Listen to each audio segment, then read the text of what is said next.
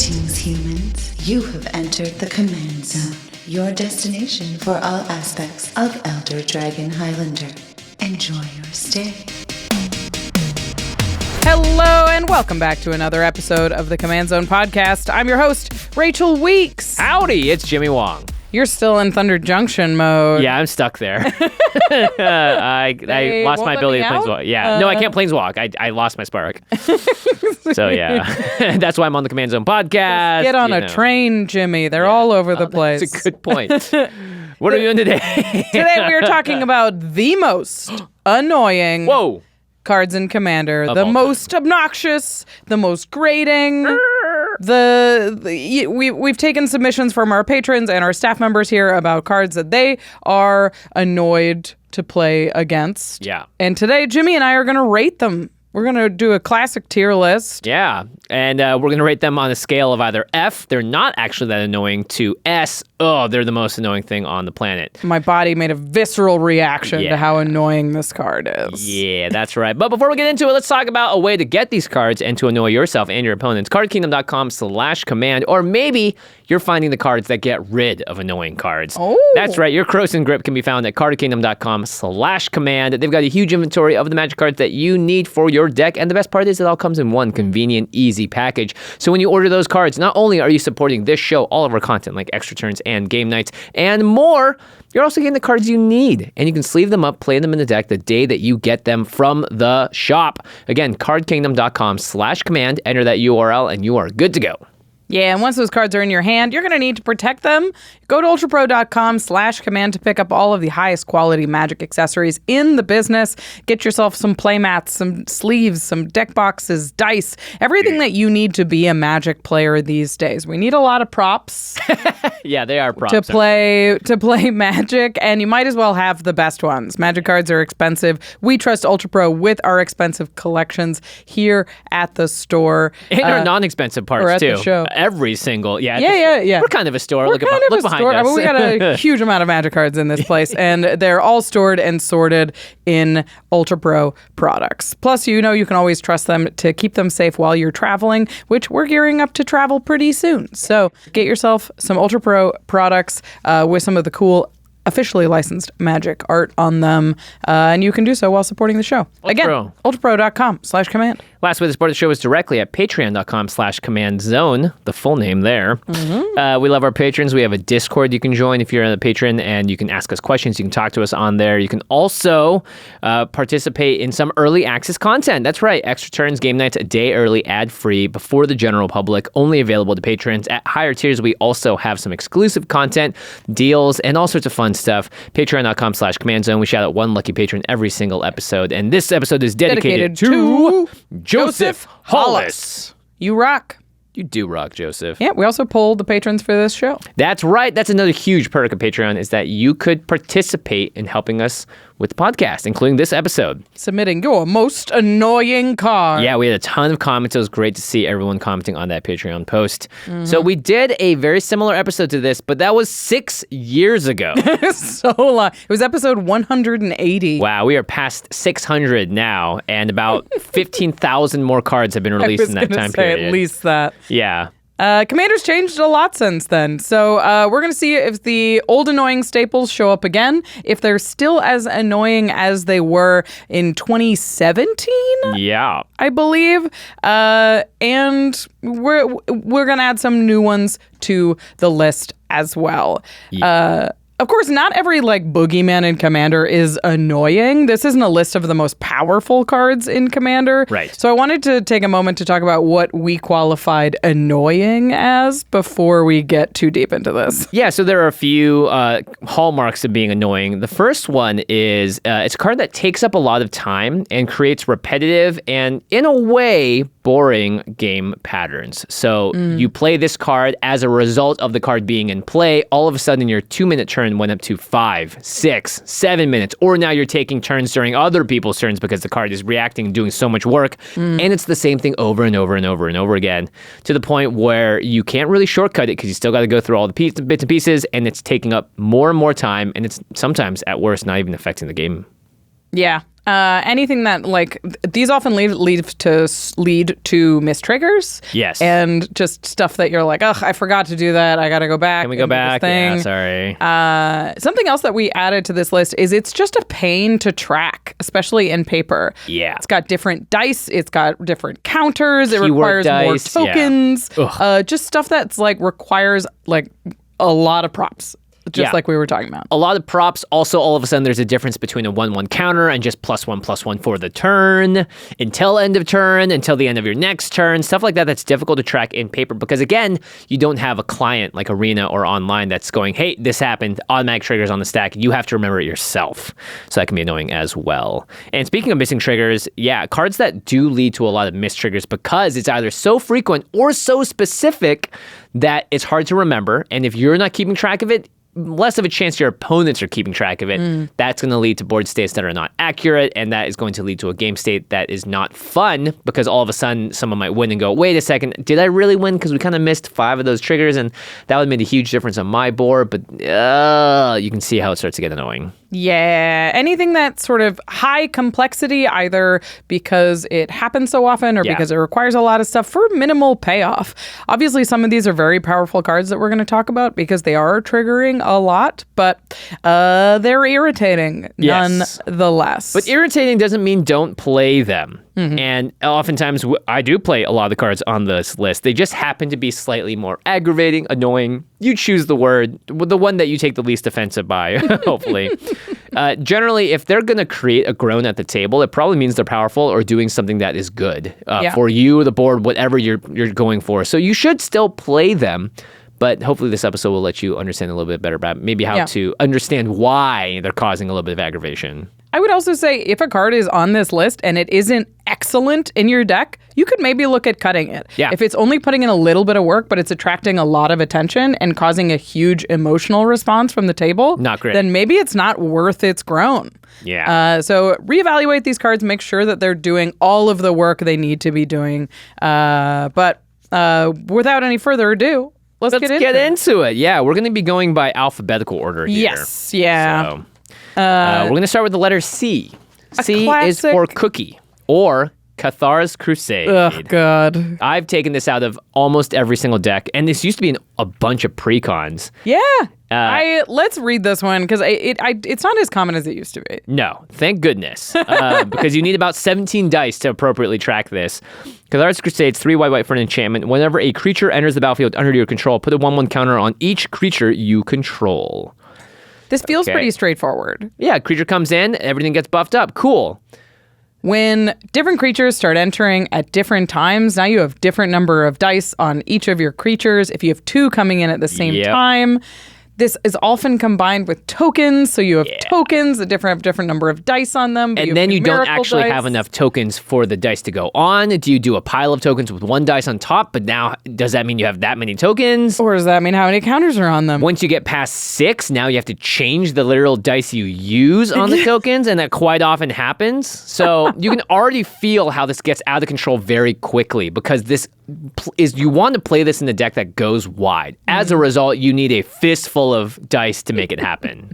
It's a nightmare. And the funny thing is, it's a very powerful effect. If you keep this in play for a little bit of time, this will win you the game eventually. Yeah, and this is a win con in by itself, too. Yeah, but this isn't a Crater Hoof. No. Crater Hoof is like you have the whiteboard, you play this, you win the game. This is you play this, you start making a whiteboard, and then you hope that that board stays and this stays long enough for you to accrue enough counters.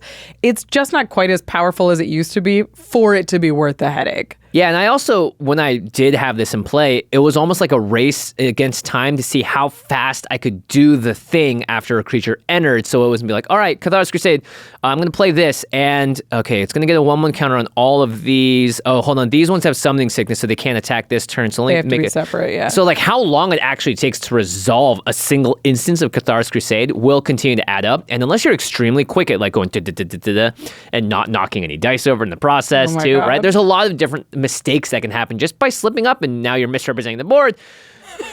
It's annoying.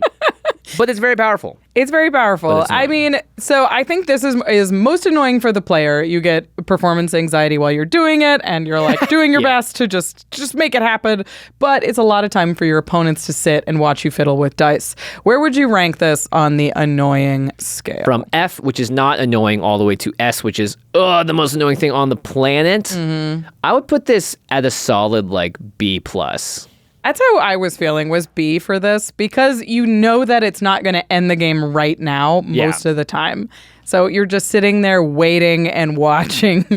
I think the actual worst part of this is when you do swing out eventually and someone goes, okay, how big are they? And you have like a 1-3 and you're like, oh God, this is a 7-10, I think. This one's a 5-5, this one's a 4-4, and this one doesn't have trample, but this one's a 6. It's like, oh my gosh.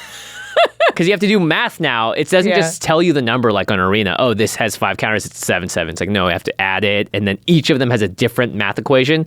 So it's kind of like you're being put to the test. Yeah, I really think that this is the kind of card that leads to really complicated combats and really, really long amounts of time. I think a B is a good place for Cathars Crusade. Yeah. Up next, this is a new card. That was submitted by the patrons, right? Along with this whole category of cards. Yeah. I think the most annoying, and thus has earned itself the name of this category, is Charismatic Conqueror. 1 and a white for a 2/2 vampire soldier. It says, whenever an artifact or creature enters the battlefield untapped and under an opponent's control, they may tap that permanent. If they don't, you create a 1/1 white vampire creature token with lifelink. Of course, this goes along with all of the like stuff enters tapped, like Blind Obedience, Authority of the Consuls, even Thalia Heretic Cathar. All of those are just like either non-basic lands or artifacts or creatures in some combination. And it's tapped. Yeah. But here's why Charismatic Conqueror, I think, is more annoying than the other ones. It's a choice. A choice. Every single artifact and creature. That under your opponent's control. Does that come in tapped? Do I get a vampire? And they have to think. Do I do this? Does that come in untapped?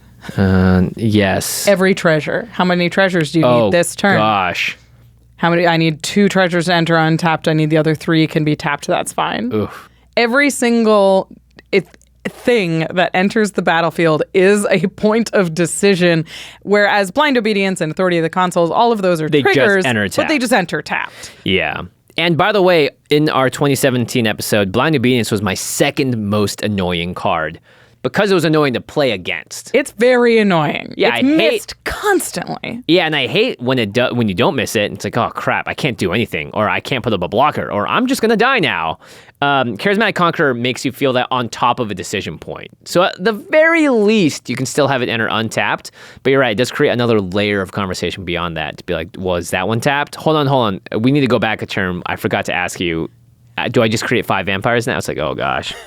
It's also confusing. If you have 2 Charismatic Conquerors, if you have a way that they already enter tapped, then the choice isn't made. You just make the vampire. Oh, wow. Yeah, it's a very complicated card. It's a lot of decision points. Plus, you have to deal with tons of 1/1 tokens, and they all have lifelink. Talk about triggers. Yeah.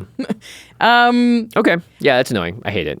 It's more annoying than Blind Obedience, right? I mean, they're annoying in different ways. Blind Obedience is annoying because none of your stuff enters untapped. Right. No matter what. Charismatic Conqueror gets extra annoying because that does happen a lot of times, but you also have to make individual choices for every single card now. And you're watching the value accrue on whoever has the Conqueror's board. Yeah. Do I care about their life total? Yeah. Do I care about their blockers? For me, I personally think Blind Obedience is more annoying to me as a player, because at the very least, I'm like, sure, take all the 1/1s you want with Charismatic Conqueror. At least my stuff doesn't have to be tapped every single time I play it. That's funny. Because I see Charismatic Conqueror and I'm like, my stuff just enters tapped. Unless I'm gonna die, my stuff just enters tapped. So I'm not gonna give you a ton of free 1/1s. Yeah, there is a lot of value. If you're just giving them 1/1s, that will not be good news for you in the long run either. Especially if they're in, aristocrats or something. So we're going to use Charismatic Conqueror as the poster child for this category, but let's give a rating to this kind of card in general, just the incidentally enters tapped thing. That's like an A for me. I think this is a great category for an A because it's so obnoxious as the game goes on. Yeah.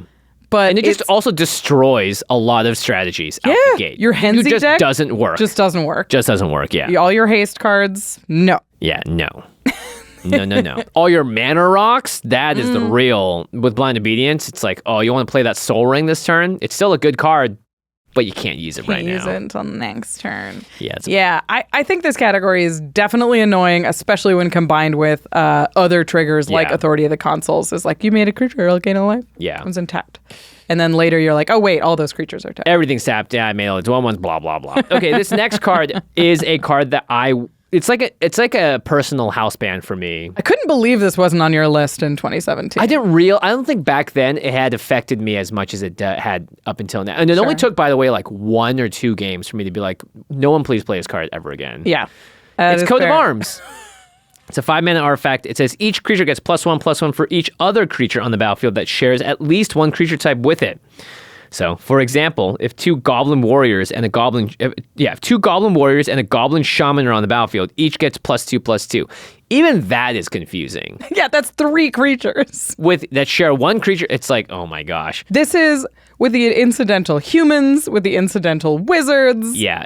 I didn't realize when I first saw this, I was like, oh, this is great, my Goblin deck. And then all of a sudden someone was like, all right, I swing at you with my 15/15 human. I'm like, why is it 15? Oh, my Coat of Arms affects every player at the table. And this is, talk about hard to track. Every single time you go to combat, you have to recalculate every single creature. Thing. Yeah. You're like, all right, I'm attacking with goblins. How many goblins does everybody have? Oh, wait, you have a human that's that big? Okay, never mind. I don't attack it. Yeah. Combat is already difficult enough as it is, especially the really tight ones where you're like, oh, I can just get him for this much and force him to block here. But Coat of Arms changes everything all the time. They also change after blocks. So when certain humans die, they lose their buffs and things can die. Oh my So the math is insane for this kind of card. And honestly, this is the most extreme version of this, but I think this applies to anything that has scalable power that involves your opponents just generally. Yeah. Like a Lord of Extinction, which is power and toughness are equal to the number of cards in all graveyards. Oh gosh. It's just constantly. It's endless. How many cards do you have? Yeah. Oh, you discarded 2 cards. This is 2 bigger. Yep. You want a Toxic Deluge? Oh, sorry, you're gonna have to do a lot more calculation to figure out how to actually get everything off the board. It's just a lot of questions. It's a lot of counting. I mean, there's definitely ways to make this less complicated. You just don't figure out how big it is. Until you need to. Until you absolutely need to know or an opponent asks how big it is. With Lord of Extinction, sometimes they just have a D20 on it and you keep track once, but then for the rest of the game, you need to be keeping track and adjusting it. Otherwise, it's like, hey, everyone, can you please count the creatures in your graveyard again? I've had that happen. It's cards. It's all cards? of them. Oh, yeah. God. Can you please count the cards in your... Yeah, it happens all the time. So it is very, very, very, very annoying. I think Coat of Arms is the most extreme example. And honestly, I think it is so annoying that it has ejected itself from most Commander pods. Yeah, players just don't play it. Which I think makes this an S. Yeah, this is definitely an S so far. Because you'll still play your Blind Obediences. Yeah. You'll still do all that stuff because they're very good. But Coat of Arms just is a nightmare. And it is powerful. It is. Yeah. But it is not worth it at all. It's not worth it. I'd rather play Cathars Crusade over Coat of Arms, and that makes it an S for sure. Yeah, for sure. Okay, next up we have a old Josh Lee Kwai favorite, and it is quite annoying, but in a different kind of way. It's Constant Mists. So it's a 1 in the green instant that says creatures deal no combat damage this turn, but you can buy it back by sacrificing a land. So that means you could have Fog up for the rest of the game, as long as you're sacking a land, probably the one you tap to use it every time you cast it. Yeah, I put this in the same category as Glacial Chasm because I think they have a very similar effect on the game.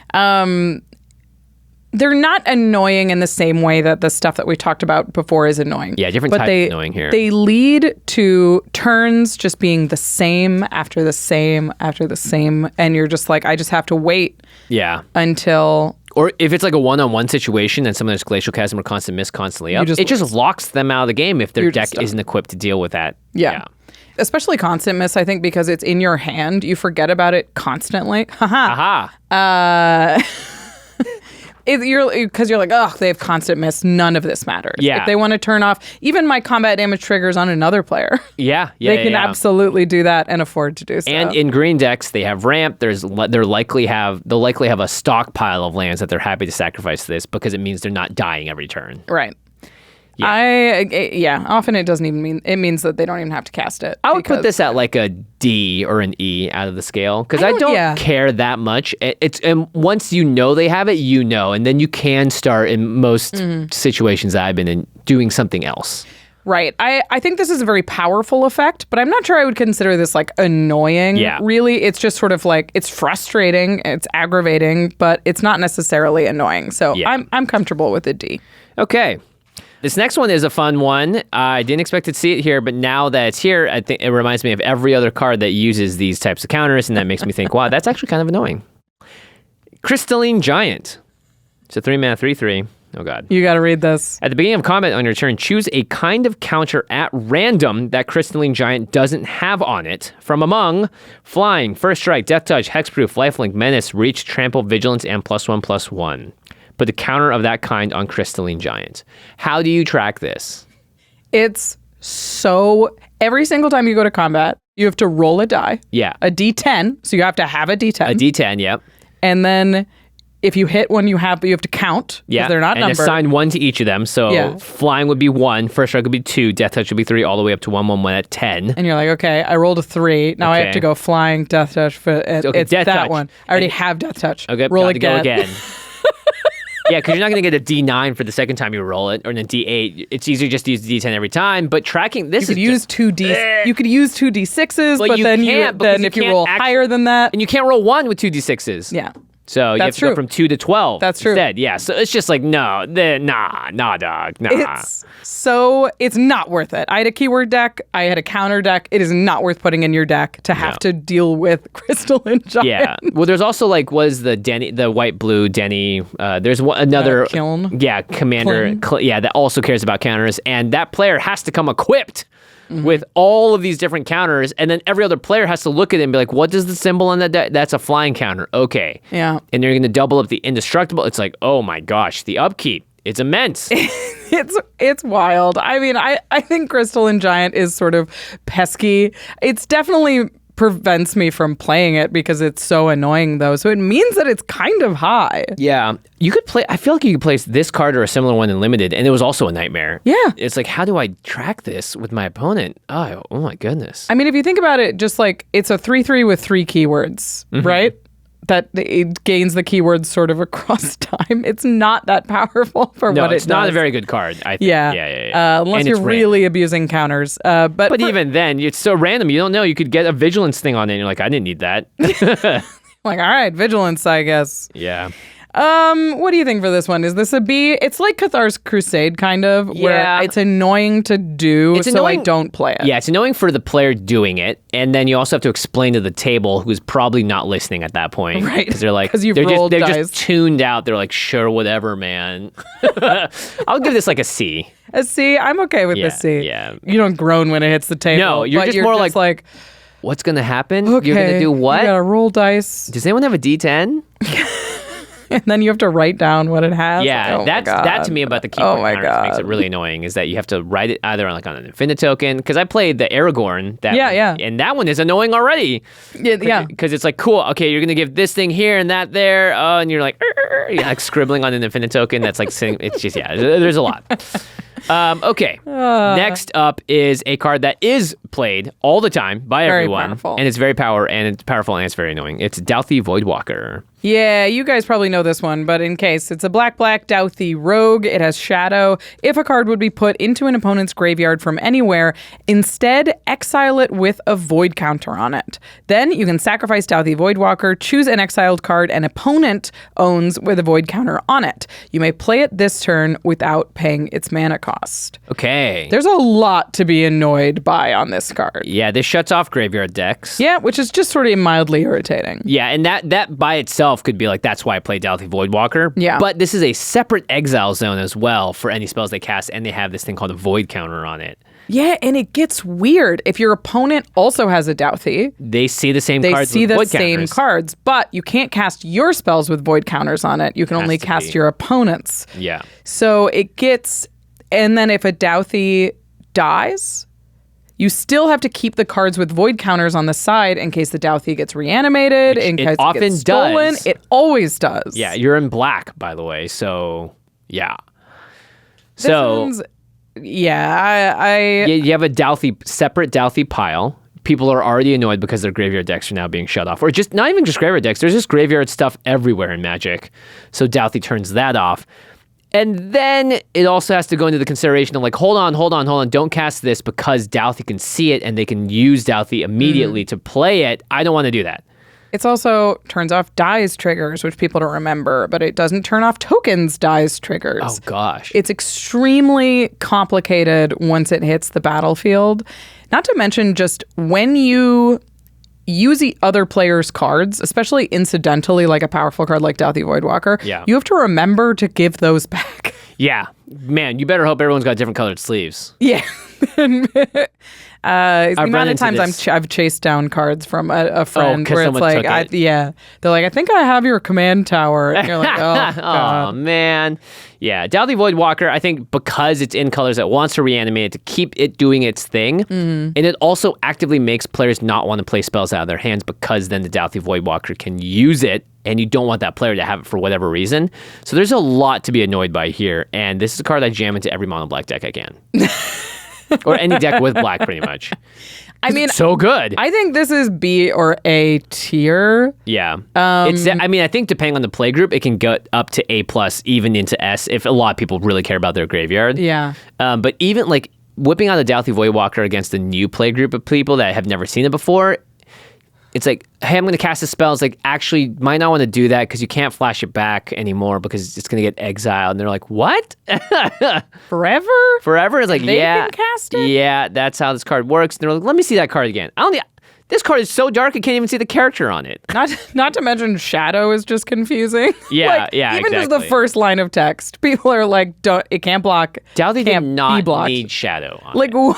He's a Dauthi. He's got to have Shadow. I That's know. the rule. He could have just been Voidwalker, you know? I did a limited with him once, and I had a Dauthi Voidwalker and a Sword of Hearth and Home. Oh. And I just put the sword on the Dauthi, attacked with the Dauthi, blinked another creature for free, got a land to play. Oh my gosh. It was disastrous, even in limited. Yeah, I would say this is up there. I'd say this is a B or an A. Let's call this an A. Yeah, okay. Because I do think that there's some tables you play a Dauthi, and they're like, why are you playing that? Yeah. Or, wow, there goes my game, unless I can kill it. I played against a Lurrus Dauthi, like the Lurrus in the command zone, Dauthi on the over and over again. No thanks. That's actually brutal. Really, really frustrating. Okay. Next up isn't a card, but it is a mechanic, and it is among, I would say, that not just annoying, but just dumb, just not fun. I just hate it. It's day-night. It's day-night. Day-night is the new werewolf mechanic from Midnight Hunt because we need a new one. Crimson Vow. And it's a new way that your werewolves transform. And it's based on like this emblem that's on, not on the battlefield, but this emblem that says, day.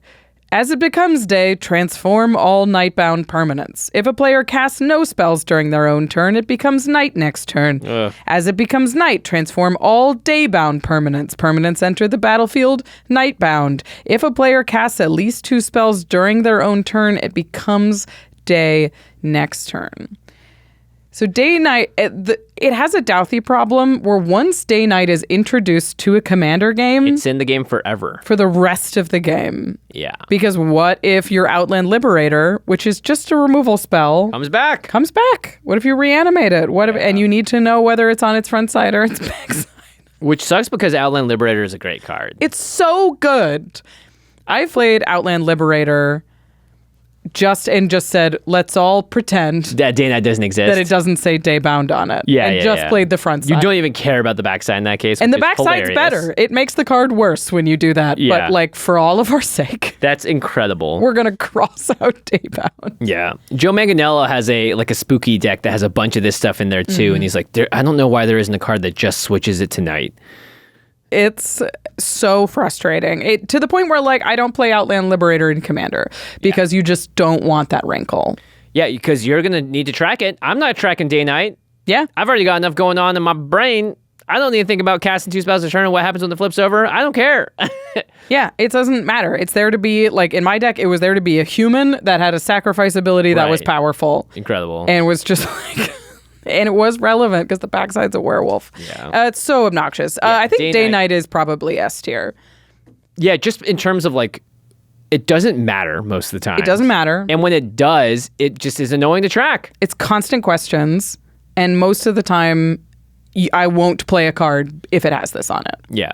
Which I think is like, has to push it into S. Yeah. A+S. Day-Night is annoying as heck. Mm-hmm. Okay, next up is another card that might be an S. It's Grave Pact. Similar to Dictate of Erebos and Butcher or Malakir, basically says whenever a creature you control dies, each other player sacrifices a creature. I have had multiple games where Grave Pact or Dictate or Butcher come out, and I basically go, oh, I'm done for. Yeah. The rest of my game is toast. This is a deck that plays minimal creatures. This being on the board and my Voltron Commander, whatever it is, it's just game over. Yeah. I mean, not to mention that this is an incredibly oppressive card.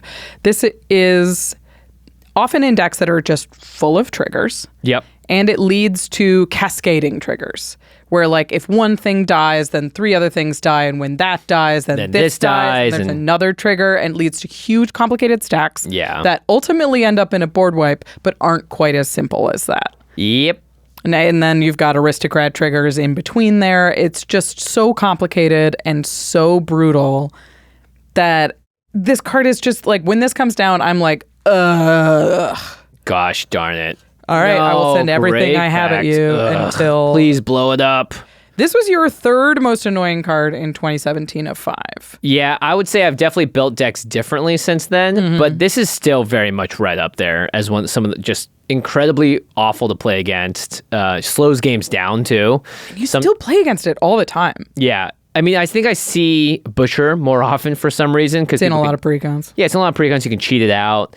Grave Pact, you don't really see unless someone's really heavily in black. But I don't know. I mean, we kind of have a house band in game nights for this reason. And we talked about it in one of our episodes why it's bans, because it just creates oppressive environments. And then you're incentivized to play your, fleshbag marauders and all that stuff that sacrifice on ETB and everyone's sacking stuff. It can just really oppressively shut someone out of the game. So there's a lot of reasons why this card is still very annoying. Yeah, or its effect at least. I think, is this one an S as well? It's very close, if not an S. It's right on that line. I would say I've built decks so that I don't get punished as hard if they do exist now, because just having more creatures is always nice. But even then, sometimes you just get put into a position where it's like, oh no, I just rebuilt. I could only play 1 thing or 2 things, and now because of Grave Pact Dictate being flashed in, my game is really just over.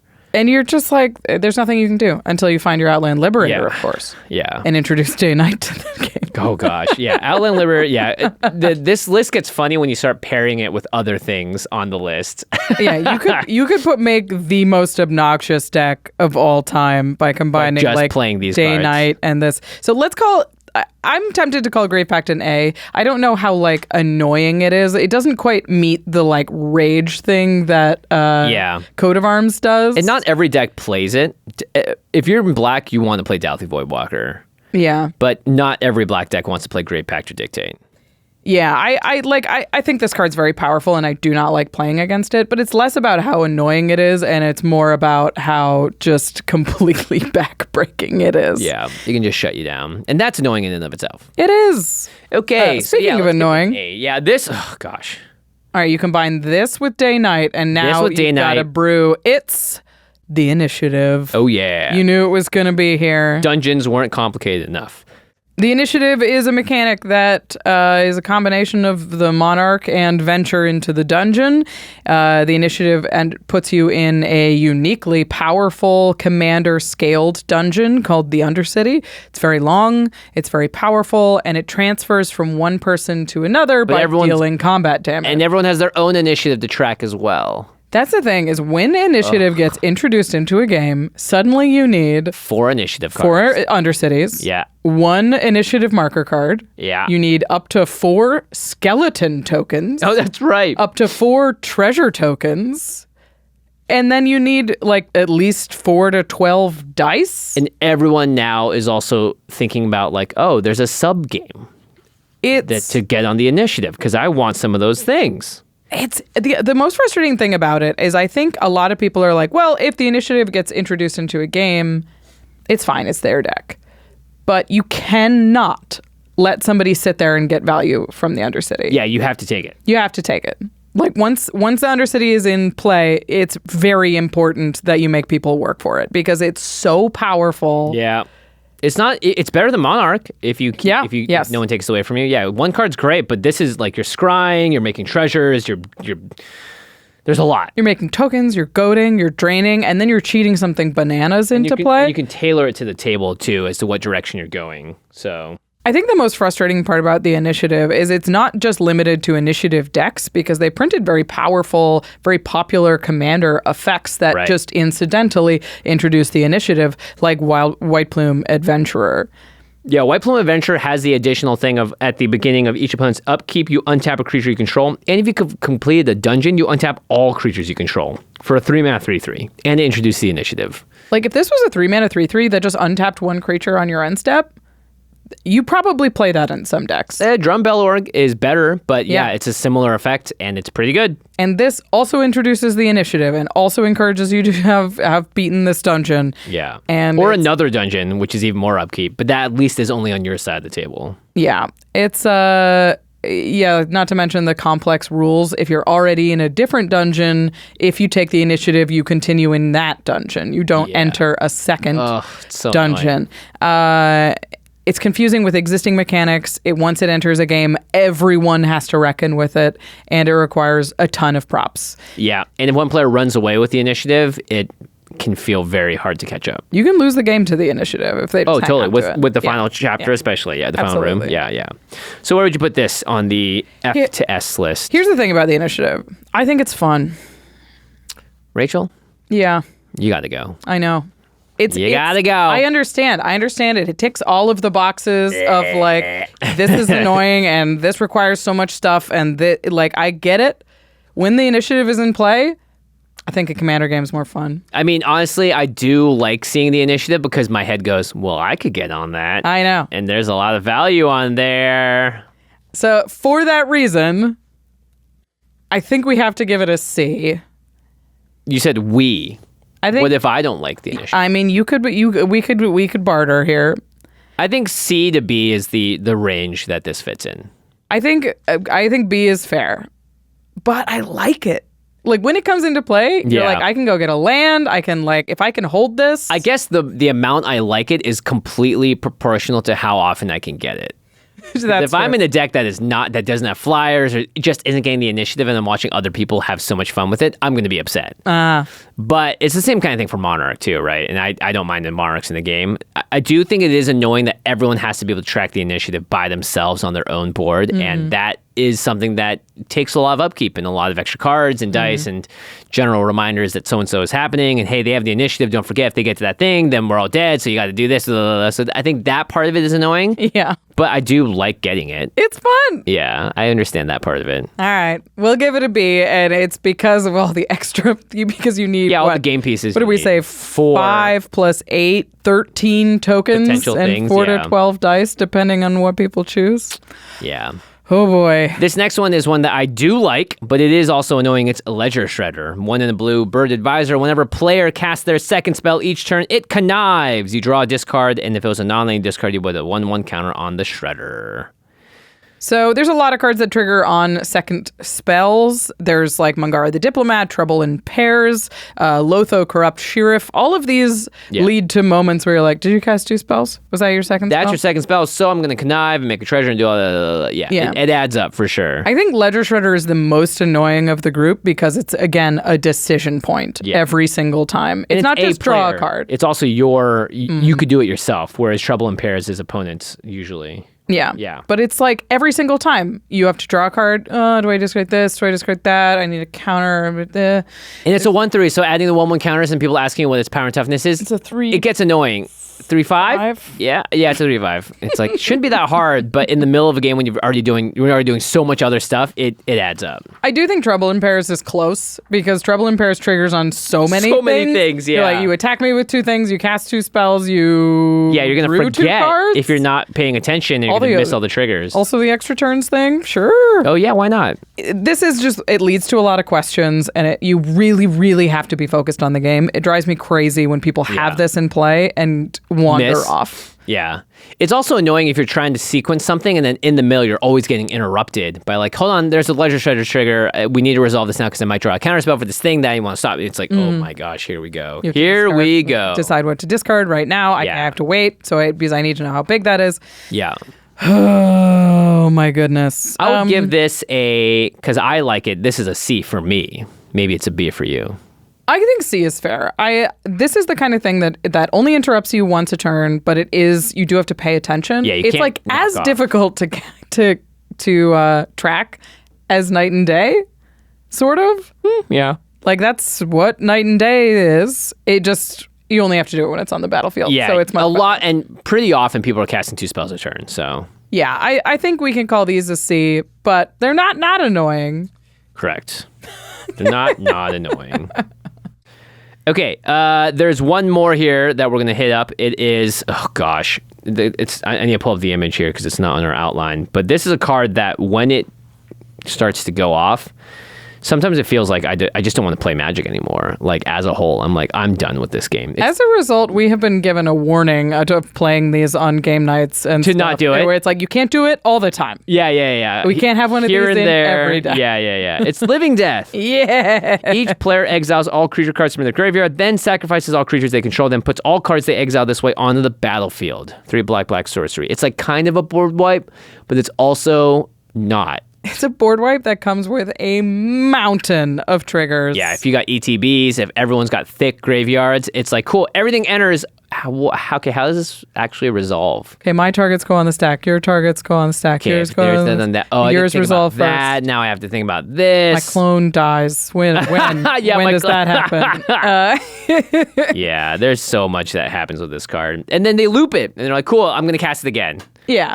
Everyone sack everything that just came out. There have been times where like, finally, I'm back in the game, my graveyard. Oh no, they were just looping it. Eternal Witness to get Living Death, cast Living Death? Yeah, that's happened many times, and it's not fun. Yeah, I think the most annoying part though is what you said, which is like all the triggers happening at the same time, and then oftentimes you don't see something, you don't realize something's gonna happen, and that's gonna change the math on everything, and then everyone, it's a lot to keep track of. It's like 10 minutes to resolve like a proper Living Death. Yeah.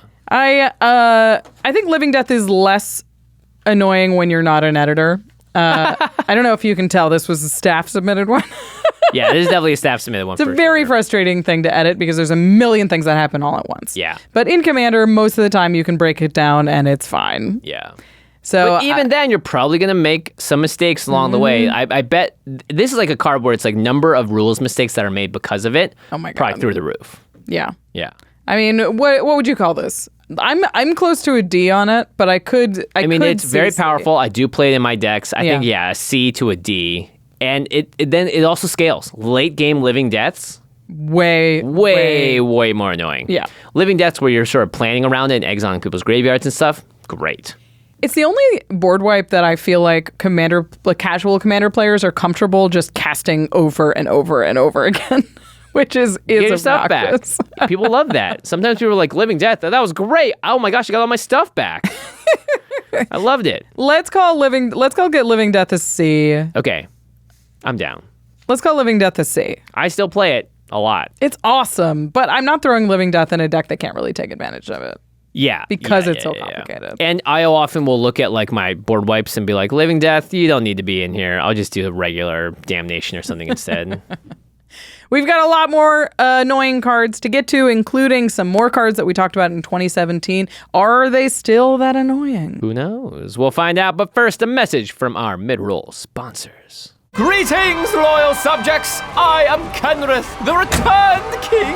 Some less regal commanders force you to build a complex engine or sling together spells to achieve victory. It's all very tedious and exhausting. Not me, though. I'm all about those easy wins, baby! That's why I switched to Mint Mobile for a premium wireless service at just $15 a month. Making the switch couldn't be easier. No hoops to jump through or stacks effects to dodge. Just go online, purchase, and activate. Now I'm saving a ton of money while getting high-speed data and unlimited talk and text all on the realm's largest 5G network. It's service fit for a king at a price fit for a pauper player. And if you'll excuse me, I have to go reanimate the creatures my opponent spent all the resources destroying.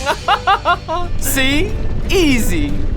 To get this new customer offer and your new 3-month premium wireless plan for just $15 a month, go to mintmobile.com/command. That's mintmobile.com/command. Cut your wireless bill to $15 a month at mintmobile.com/command. $45 upfront payment required, equivalent to $15 a month. New customers on first 3-month plan only. Speed slower, above 40 gigabytes on unlimited plan. Additional taxes, fees, and restrictions apply. See Mint Mobile for details. This episode is sponsored by Etsy. You know, in a world full of AI and robots, it's nice when something has that human touch to it. Agreed, Jimmy Wong. You know, that's part of why I love Commander. Every deck is a bit of self-expression. Me, I love going for big damage. I like card draw and card draw. And that human touch is why I love shopping on Etsy when I'm looking for something special. Etsy is full of sellers who really pour themselves into their work, whether it's custom art, handcrafted furniture, or even fun, transformative card altars for your favorite legends.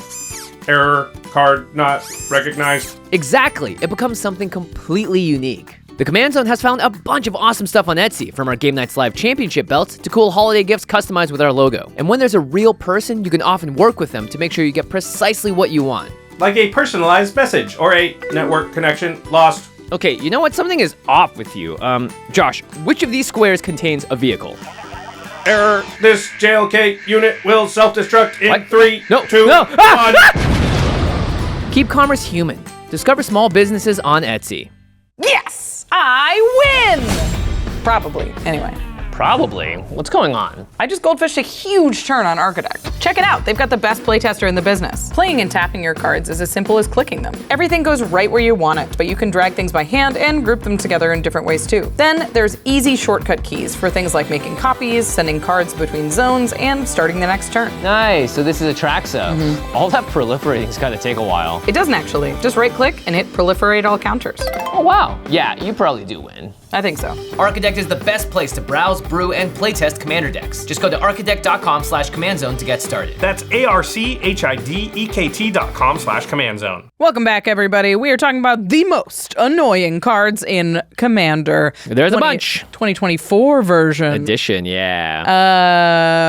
We're going to jump right back into it because we've got a lot more cards to talk about, starting with Mayhem Devil. Oh yeah. So this is in a category of like aristocrat style cards, specifically the ones that make you name a target. Yes. So Mayhem Devil says whenever a player sacrifices a permanent, Mayhem Devil deals 1 damage to any target. Yeah. But also Blood Artist, Disciple of the Vaults, all of these that are just 1,000 tiny decision points. Yeah, if someone sacks 5 treasures, that's 5 individual targets of Mayhem Devil, and you have to name each of them. Mm-hmm. You can't just be like, all right, I'll do 1, then what? I'll do it. No, you have to put them all in the sack at the same time. Yikes. It's, I mean, if they sack 5, it'll be 1 individual, Yeah, so well, you can name yeah, those. yeah. But like if a bunch go to the graveyard at the same time, you have to name 5. Yeah, if it's like each player sacrifices half the permanents they control rounded out or whatever, like one of those, oh my gosh, that's when it all hits the sack at the same time, and in order for it to resolve, you have to be like this. Ugh. I also feel like it's in the hands of indecisive players or players that don't want to make enemies. Oh, yeah. It just every single time is like a little moral battle Yeah. that you What do have I to do? watch them struggle with. Yeah. Well, I don't want to kill their commander, and so I'll send 2 at your face. But I am You're playing, like, just send it at the just kill the thing.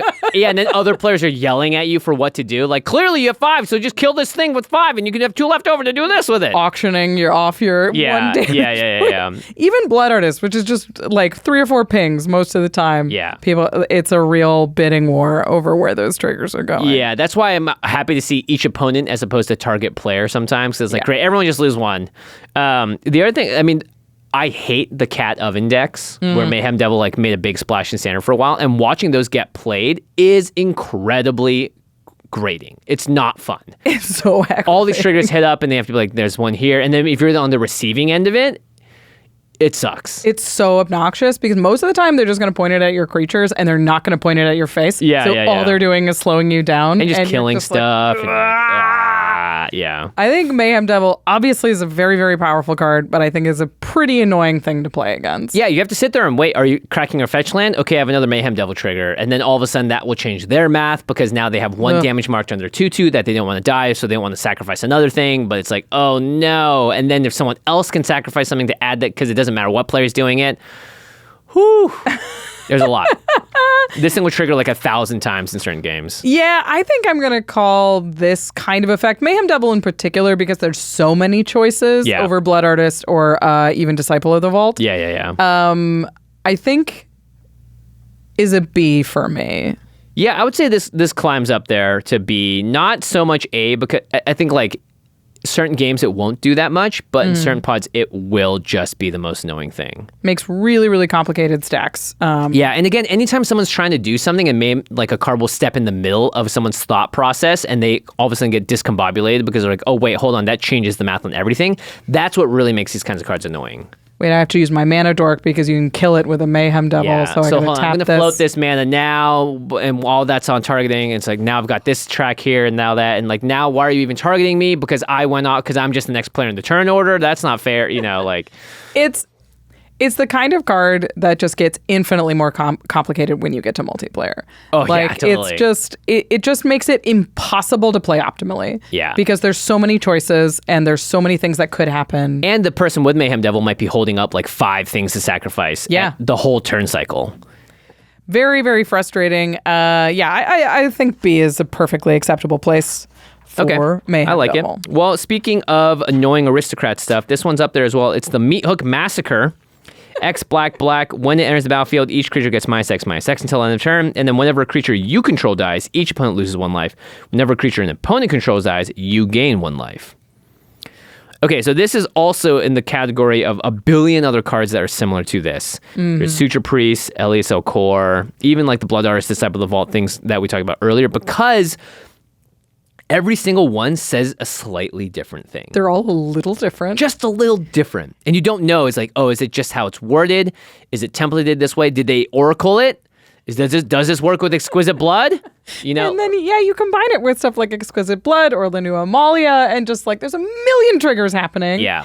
The Actually, we were on an episode recently of we guested on an episode, and someone had a Suture Priest out with a Zulapur Cathar, and I think Exquisite Blood or Exquisite, yeah. And it was just like, we had to sit there and go like, oh, wait, hold on, no. There's actually 3 instances of this trigger here, and then this happens there, and then you can actually make this choice it's like, oh my gosh. And Exquisite Blood, I think that's it. I think it's Exquisite Blood. It was Sanguine Bond or Exquisite Blood, one or the other. You know, the one that triggers when you gain life. Yeah. When opponents lose life. When opponents lose, there you go. That's what it was. We're getting into the annoying part of it already, just talking about it. And I think it's so frustrating because they trigger when different things happen and they do slightly different things. Like Meathook Massacre is like when your stuff dies, everybody loses 1. But when creatures your opponents control dies, you gain 1. So you need to track. It's like going up and down here and up and down there. And then you have a Blood Artist and a Zulapur Cutthroat out now at the same time. They both have different things. It triggers differently. Sometimes it's each person drains that much, like Extort, and then you gain that much, or you just gain 1 and they drain that much. Also, it's annoying to die to Death by 1,000 Cuts. That's an annoying way to die. That's an annoying way to die. It's also annoying when someone's been doing it wrong, and then all of a sudden you realize that you should have more life, but you don't know what point that happened. It's not your responsibility to keep track of how all the 3 different aristocrat pieces work, but it's theirs, and if they're not doing it right, it's like, it gets annoying fast. Aristocrats is a very annoying deck to play against. And it's to pilot deck, sometimes. and to pilot. Yeah. It's a million things happening at the same time. It's impossible to play optimally. Like Blood Artist triggers happening, you just have to name a target. Yeah. You just have to, I can't make that decision. Yeah. You're at the highest life total, you could lose. That's why, again, I like the ones that say each opponent, so you don't have to make those choices. Boop, boop, boop. But then now you have like different, like you got a Merkwood Bats on top of a Falcon Wrath, whatever. Like there's so many. It doesn't trigger on creatures dying, but it does trigger on tokens dying, and the token gets sacrificed. Well, that's going to trigger my Mayhem Devil. It's like, oh my gosh, I quit. I quit. So I would say this category for me is like A+. I think this is A. It's not full S. No. But it's close. And I'm not like mad when somebody brings an aristocrat deck to the table. No, I'll play against aristocrat decks all day. Fine. But it does mean like, all right, we're all plugging in to make sure this is working. Yeah. I mean, that is a huge part of the annoyance, right? Like if it's like, cool, you can pilot your deck and you tell me what to do. But when it starts to come to the point where like, all right, everyone, can we please pay attention so that we don't make any more mistakes? Then it gets annoying. And then it's like the person piloting the deck, like, you should be the one doing all this. But I can't trust you right now because you're it's doing so a million complicated. other things. Yeah, and it's hard. I don't blame you. All right. Aristocrats in general getting in A. This next one is annoying for a few reasons. It's Mesmeric Orb. Yeah, One of the most painless orbs. 2 mana for an artifact. Whenever a permanent becomes untapped, that permanent's controller mills a card. Yep. So it doesn't say non-land. So every single time you go to untap during your turn, you got to count how many lands you're untapping, how many artifacts you're untapping, and then you mill that many cards. First off, this is annoying just because people don't like mill. People do not like being milled. Yeah. And because it again, it feels like death by 1,000 cuts, where it's like, I'm not going to die to this right now, but I do have to think about this long term. And if I have to play I have to play specifically to make sure that I'm not milling something I need or I wanted on top. Yeah. Or like, hey, I have this untap ability. Oh, I forgot to do that for the Mesmeric Orb. I forgot to mill that card. Does that make a difference? There's a lot of mistriggers with Mesmeric Orb, I would say. We were in a game.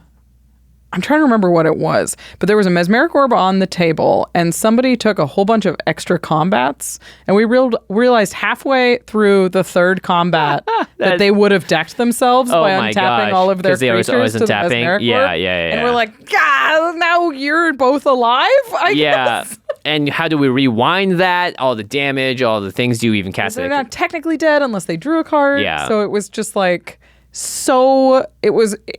it gets forgotten a lot. Yeah. And it doesn't matter for a long time. Yep. Yeah. Yeah, it's annoying. It's very good in decks that want to mill or want to mill themselves because it's just 2 mana and every time you untap, it's just mill. Yeah. But it affects everyone on the board. So that is definitely where it gets annoying. Yeah, I think this one is more annoying just because it gets forgotten a lot and it means that you're unwinding stuff a lot. Yeah. But more than that, I'm not super bothered by having a Mesmeric Orb on the table. No, in fact, sometimes it makes decks actually, the annoying part is that some decks are turned to be way more powerful as a result because they want stuff in their graveyard. Like an opponent's deck, yeah. Yeah, and so in that case, that's what makes it more annoying. The milling part is incidental, and like, sure, you might, the thing about milling that gets to people is like, oh, I saw the good card I wanted to play, it's in the graveyard, they can't get access to it anymore. It's like that card could have just as easily as been on the bottom of your library, and you never would have been able to play that card. At least in the graveyard, you have stuff that can get it back. But people tend to just see oh no, I really needed that land that got milled, and then they just basically base their impression of it off of that as opposed to what's actually happening. Yeah, it's a lot of what ifs. Yeah. What could have been if I had drawn that card instead of it being milled. Yeah, and it's a very normal player response. It's something that takes a long time for people to sort of get over it and realize, it doesn't actually matter. There could have been a card on at least, if anything, it should be more like, cool, I know what cards are no longer available to me, but that's like a deeper level of competitiveness too. What would you call it at Mesmeric Orb? Give it a C or a D maybe? Yeah, I'm sort of team D here, I think. Yeah.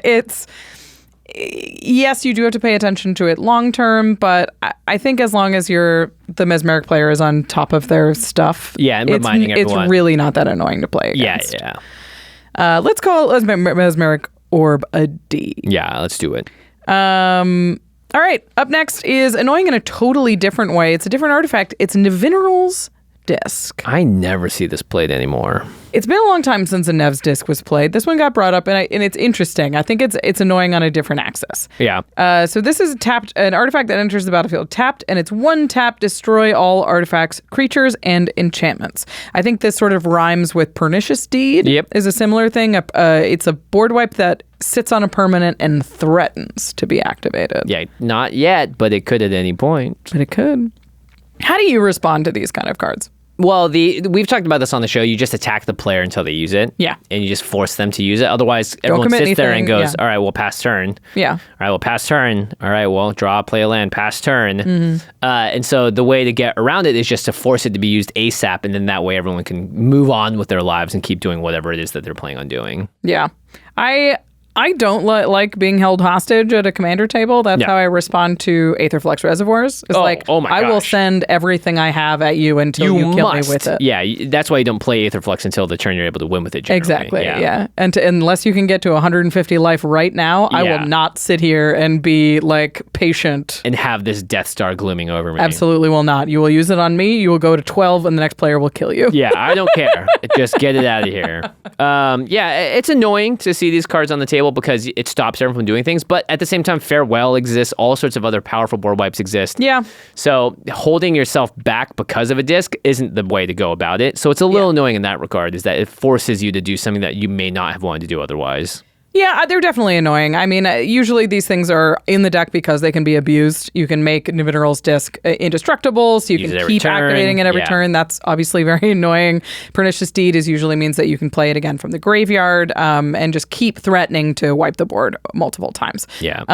But if I see a Nevinyrral's disc, I'm not super Yeah, I'd say this is annoyed. pretty low. This is like an E even. D and E. I don't. There's no E's. So is this an F? This is Can an we F. call it an F? We can make it an F. I don't think these are quite annoying. Yeah, but they are a little pesky. They're pesky. Yeah. Which is fun. Especially if you're like the only player with a bunch of enchantments. Yeah.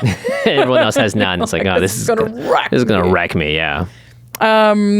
This next one is, hits close to home because I had this deck. So did Josh. And so did Josh. What did you and both we do? both took it apart. So it's it's annoying. Orvar, the all-form, and not Orvar specifically, but this kind of thing. Yeah. So Orvar is a legendary creature that says whenever you cast an instant or sorcery spell, if it targets one or more other permanents you control, create a token that's a copy of those permanents.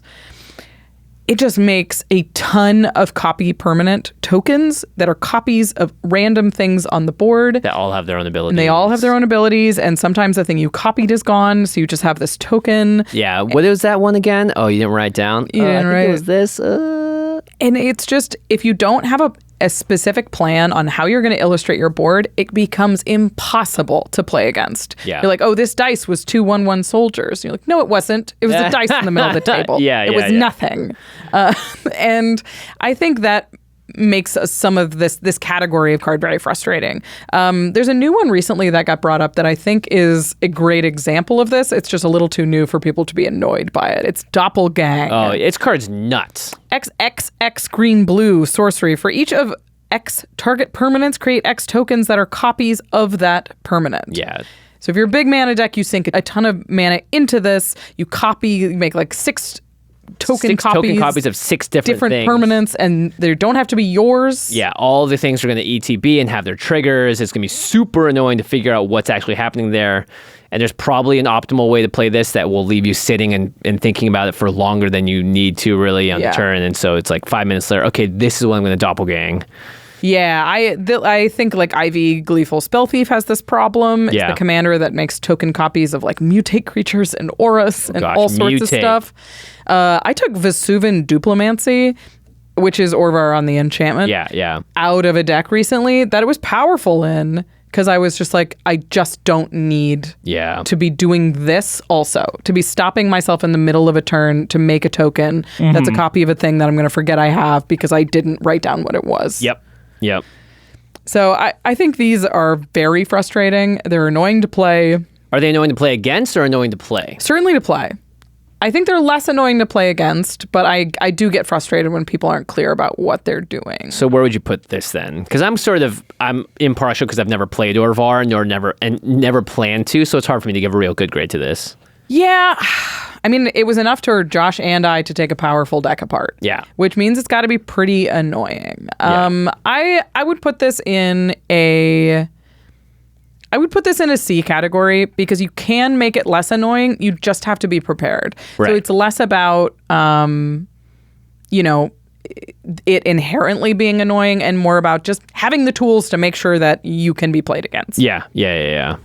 All right. Okay. Next one. It's Rhystic Study. Hey! You pay the 1. Whenever an opponent casts a spell, you may draw the card unless that player pays 1 mana. Do you pay the 1? I should, but I don't want to. This was your 5th most annoying card in 2017. Is this more or less annoying than in 2017? I think it is about the same, maybe a little higher because they've reprinted it a couple of times and we've played it a bunch on the show, so it exists a lot more in people's collective memories as well. Yeah. It is very annoying. It is so annoying. Every single cast of a spell, any opponent casts spell, and oftentimes it really messes with the math of your opponent's turns. They have to slow down, or they just give you all the cards in the world, and then it feels like you're unbeatable. And then you lose to it, and you're like, because this person didn't play slowly, like the rest of us. Yeah, Now everyone we just else is lose. paying for it, but you didn't, and as a result, it drew them super far ahead. And then if that happens, well, I guess I shouldn't pay for it either at that point. Because now we have to race. Now we all have to race. Yeah. So it's like one of those things where it's annoying because you don't actually have control over the end result of how powerful it is. You have control over 1/3 of how powerful it is in a way. Rhystic Study, and it's the same thing as like Charismatic Conqueror. Every time anything happens, there's a decision point. Yeah. Do you pay the one this time? Do you pay the one next time? I have to hold this up, so I can't pay the one now. So I'm not going to pay the one you can draw. Yeah. That's why Esper Sentinel's not as annoying because it only happens once. It's once. Mystic Remora is not even that annoying because no one can pay the 4, so it's just assumed they'll draw the card. Yeah. It's either don't cast a non-creature spell. Yeah. Or know that they're just going to draw the card. Yeah. You're not paying the 4 for it. And Mystic Remora eventually removes itself because of the cumulative upkeep. Yeah. But Rhystic Study is so easy to get out. Anyone in blue can play it, and it makes every decision into one that could draw your opponent a card, and that is not great. I think Rhystic Study is more powerful now than it's ever been. Totally. I mean, there's so many sequencing and jamming, 3+4 spells a turn or whatever. I feel there's like tons of commanders that incentivize you to play a bunch of spells a turn too now too. Yeah. Commander's gotten more efficient. Engines have gotten stronger. I think that treasures being everywhere allow you to multiple cast spells a turn. I think that many commander decks these days can be sort of shortcutted to a storm strategy where there's one big turn where they're casting a whole bunch of stuff. And if there's a Rhystic Study on the other side of the table, they either run headlong into it or can't do that turn. Yeah. I mean, if Rhystic Study is an S tier, what is? Yeah, this is straight up S tier for sure, as well as our next inclusion on this list, I think, Smothering Tithe. Yeah. Whenever an opponent draws a card, that player may pay 2. If they don't, you create a treasure token. So it's not a card draw, but this will often, I've seen this thing generate like 50 mana for a player in a game. It generates a ton of mana, but it's also a really important decision point that isn't necessarily considered fully. Yeah. Because you really can't pay the 2. It's really, really bad to not pay the hard, 2. yeah. But if there's something like a Mirkwood Bats on the battlefield, now you have to pay the 2. Yeah. Now you can't draw. Now like your whole turn is different. Your whole turn is different. Yeah. And there's cards that just draw things incidentally. If you're drawing 2-3 cards a turn, that's multiple triggers of this. People give up on paying Smothering Tithe triggers much more quickly than Rhystic Study. And they just plow into it. Yeah. And then they're going to untap with 70 mana, and they've just been quietly ticking up a dice over there. Yeah. And we're going to lose to this ritual. And we forget, it is annoying to have to ask every single time, are you going to pay the 2? Are you going to pay the 1? Are you going to pay the 1? Are you going to pay the 2? Are you going to pay the 2? Oh, that was all done. Hold on. Are you going to pay the 1? That part of it's really annoying as well. I forgot. For those last 3 spells, did you pay the 1? Exactly. I hate that. When they interrupt you in the middle of the thing. Yeah. Here's a question before we move off of this. Whose job is it to remember to pay the 1? The person that casts the spell has to, in my mind, if you cast Tithe or the Rhystic Study, you are responsible for asking every single time it triggers. I agree. And if you're not doing it, I think you should stop playing the card. I agree.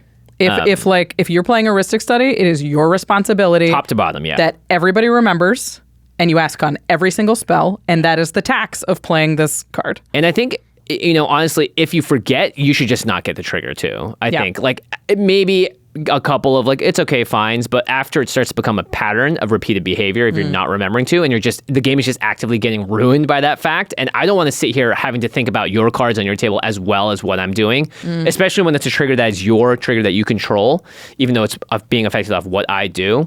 Because I've done that a lot, and it really is taxing, and it is annoying. It's like, that's not why I came to play Magic tonight, was to sit here and remember your Rhystic Study triggers. Yeah, I'm not gonna. I am not responsible for your Rhystic Study triggers. You can especially ask if every it single results time. in a win for the person too. That's the most annoying part. Yeah, not going to. But I understand. I play them, and I've forgotten in the past as well. So I'm guilty. There's a lot of triggers going around. Okay, Smothering Tithe also an S. Yeah, I think that's fair. But boy, do I play both these cards in my decks. You wouldn't see me without them. I don't play Rhystic Study. Wow. Because it's annoying. Wow, you're just a better person than me. I do play Smothering Tithe. You're a worse person than me. I play white. That's true. Yeah, you play mono white deck, so you better be playing Smothering Tithe. All right. This next one is annoying in a whole new way. It's Seedborn Muse. Yeah, Prophet of Crufix and Seedborn Muse, similar world. One of them got banned. Seedborn, it says, untap all permanents you control during each player's untap step. Other players untap steps. So you basically get to take multiple turns if you have ways to use that mana. This should be treated like an extra turn spell. I feel like not enough people treat it as like you take it 3 extra turns. Yeah, maybe it's not 3 full extra turns because you're not going to combat, but untapping everything you have 3 times, and especially if you have ways to abuse it and use those things over and over again, that's pretty much taking an extra turn. At least 2 extra turns out of the 3 untaps. Seedborn Muse is annoying to me because it usually leads to really repetitive gameplay where it's like, all right, on your end step, I'm going to activate this 3 times. I'm going to untap it. I'm going to draw 2 cards. Yeah. I'm going to do the thing that I did before. And you just have to stop and wait for them to do it every single time. Yeah. And your deck should be built to use the effect of Seedborn Muse really well. And it does feel like if someone plays a Seedborn Muse, kind of like it used to be like Consecrated Sphinx back in the day, it felt like you could not catch back up. Yeah. It's like, wow, they just exploded ahead and drew so many cards or did so much. They ramped with their Thrasios 6 more times in the time. And it's like, how do I catch up to that? Yeah. A single card enabled all of that. And here I am playing a rinky-dink mono red deck that's like, wow, that is impressive. And I'm jealous. Yeah.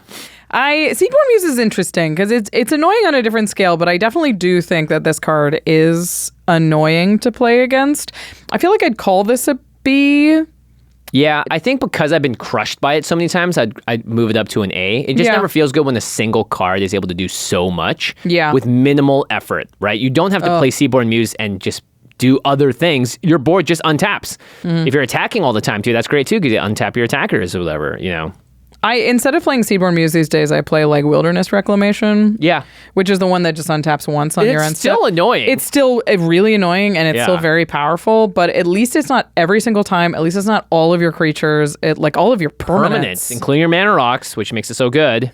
It feels a little like even a drum bellower, which has the same kind of pattern, at least can kind of rein in the amount of time it takes to resolve things. Yeah. So I would say this is up there. I'd give this like an A. Yeah, I'm okay with A here. Yeah, B or A, it's around that. So you guys talked about this next card at the end of the episode because it didn't make any of your lists. Because I love it. I would argue this is the most famously annoying Magic card. I think it's not annoying at all.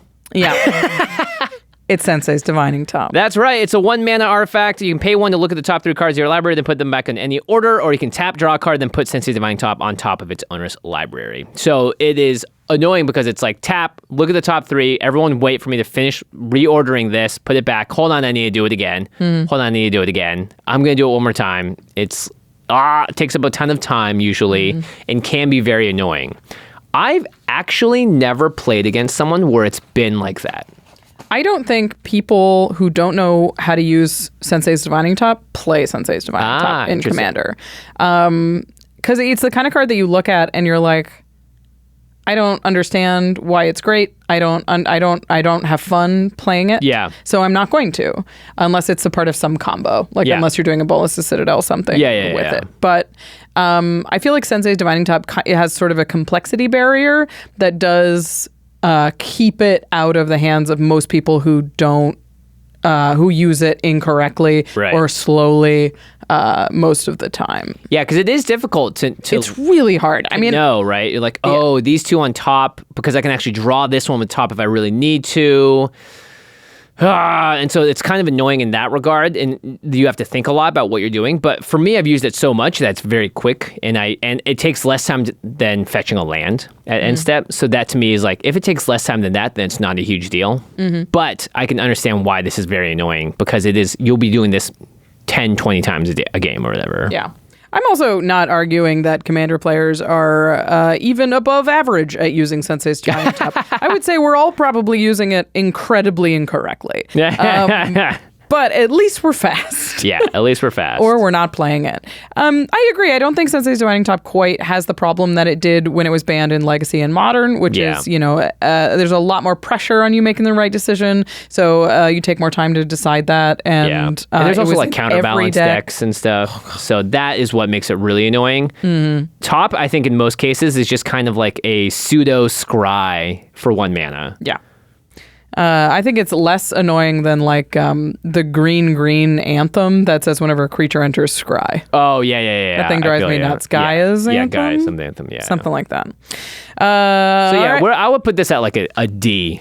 Yeah, I think D is fair. I mean, there's definitely people who I think need more practice with their top or need to know what they're looking for. But yeah. And most of the time, it doesn't come up that often. Yeah, it really starts to get annoying when it's like you have a ton of fetch lands and a Sensei's Divining Top, and you're trying to do top deck manipulation all the time, and then it's going to take more time because you're shuffling a lot and doing things to really affect the top 3.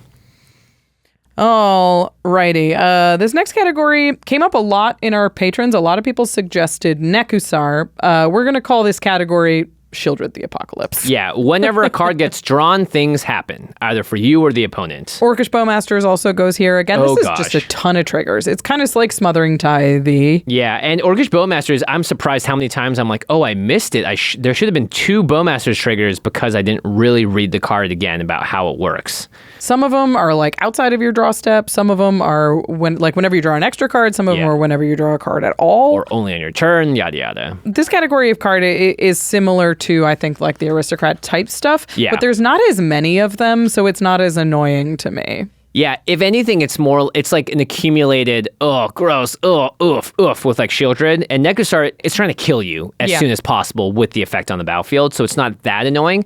I think, again, it's for the player, like your Smothering Tithe or your Rhystic Study. If you own it, you need to know when it happens and you need to remind players of it. And that is the part that can get annoying if you forget, because then it affects the game state and affects decisions that players are making and all that.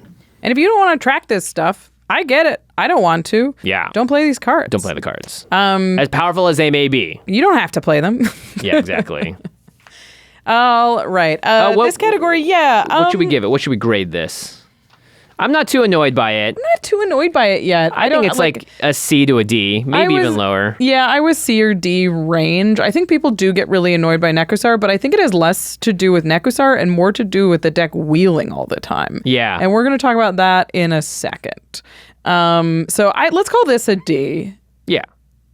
Yeah, it's a D. Yeah, for us. I would say Bowmasters is actually the most annoying because people just forget when it does trigger. It's like, hold on, there's a Bowmaster trigger. You can deal 1 damage and you have to amass it and do all these things on top. This does have a Mayhem Devil. Yeah, it's got a Mayhem Devil feel to it there. Yeah.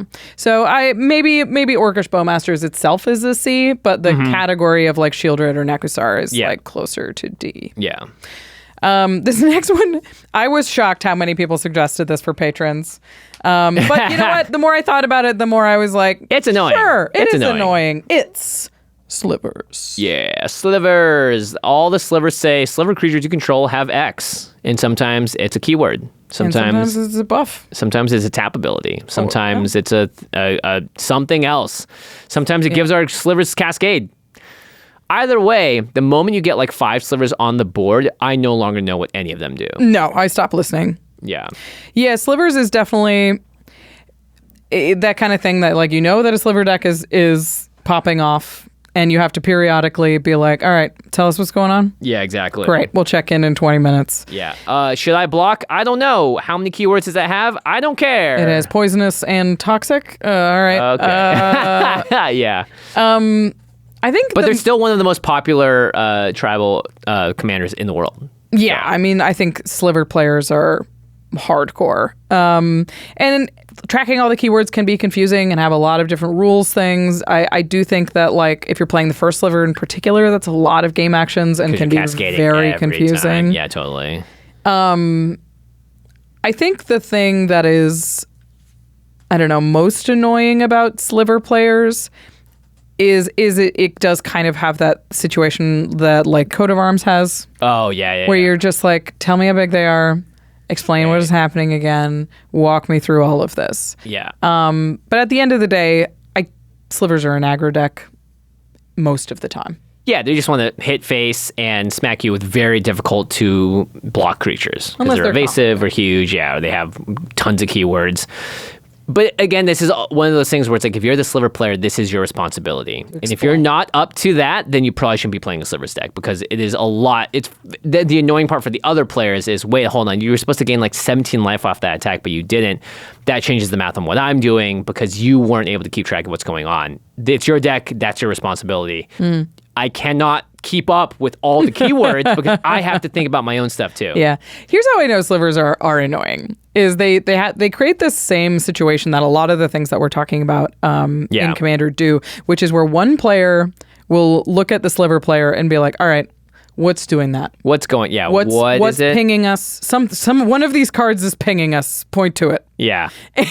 And then like I remove that thing. And then they're like, well, actually, it has hexproof because of this thing, or like that doesn't work because this is a redundant effect here. It's I like, can regenerate oh my it. Gosh. And you're like, too much. Too much text. Slivers is an archetype. I don't like playing against Sliver decks. Sorry if you ever bring one against me at like a MagicCon or whatever. I would put this like in, I don't know, B. I think B is appropriate. Yeah. I think a lot of the time Slivers sort of stumble over their own mana base and fall to a board wipe a lot faster than people give them credit for. But when Slivers are popping off, they are really a mess. Yeah. And all I have to think about is like, do I care about Slivers or Smothering Tithe more? And Smothering Tithe is still way more annoying. So Slivers can't be that bad. Yeah, I think B's fine. All right. Okay. We promised to talk about wheels. Yep. This is all the wheels in one little box. It's Teferi's Puzzlebox. It's so cute. 4 mana at the beginning of each player's draw step. That player puts the cards in their hand on the bottom of their library in any order, then draws that many cards. You're wheeling every single turn. What's your draw steps? Never. You draw first, put them on the bottom, then draw. No upkeep to do it. Yeah. Ugh. You can do stuff in your upkeep or whatever, but then you're drawing less cards. Yeah. This card is so obnoxious. And it's because it takes more time than you give it credit for. Like, the act of doing a Teferi's Puzzlebox isn't that hard, but it usually means that you just can't plan. You're like, I'm not going to have this hand, so it's not worth thinking about any of these cards. I'm going to have a fresh 7. I'm going to have to totally restart my plan when I untap. And it sucks when you only have like one card in your hand. You get a fresh 7, you just get 1. Well, you draw the card for turn. You put the cards at the bottom, and then you draw 2. You get 2. Great. Yeah. Much better for the player with a bunch of cards, but then you just get this. It's the worst, right? Oh, I put all these sweet cards in my deck. I can't play any of them. The ones in my hand, I'm just looking at. They're going away. Yeah, it's almost like they're being milled in a way. Yeah, it's like you have to pick the best spell in your hand and just dump it and hope whatever you draw works with the spell you just cast. Yeah. It also means that you're firing off removal spells a lot faster. But more often than that, it comes with a ton of triggers. It comes with Sheoldreds, it comes with Bowmasters, it comes with Nekusars. Yeah. If you're running Teferi's Puzzlebox, it's designed to punish people. So it's just like, all right, every time you draw, I'm going to take 6 damage. I'm going to have a completely new hand. What am I going to do with this thing? And do you want to waste a removal spell on it? Yeah. I don't know. I kind of like getting and if you're the player that's like, I hate this current hand, thank goodness the puzzle box is here. Mm-hmm. But yeah, you're right. You don't get to play the cards that you put into your deck a lot of times. You get to see them, but not play them, which is definitely annoying. Mm. And then with the triggers on top, you could be dying because of this as well, and you don't want to waste a removal spell on it. Card drives me nuts. I feel like it's like, what are we called? Slivers a B? Yeah, this is like an A. Is this an A? I feel like this is way more annoying than it's like definitely Nekusar way more annoying than Nekusar. It's way more annoying than just a bunch of keyworded slivers. Yeah. Because it's, again, you get to see cards, but you don't get to play them. And you're like, all right, I cast the best one and it's like, goodbye. Yeah, it's like going to a candy shop, you buy the candy, and when you get home, it's like, you got to throw it away. Sorry. Yeah, but look, we got you a bunch of banana runts. Like, I didn't want those. No, I'll take them. Yeah.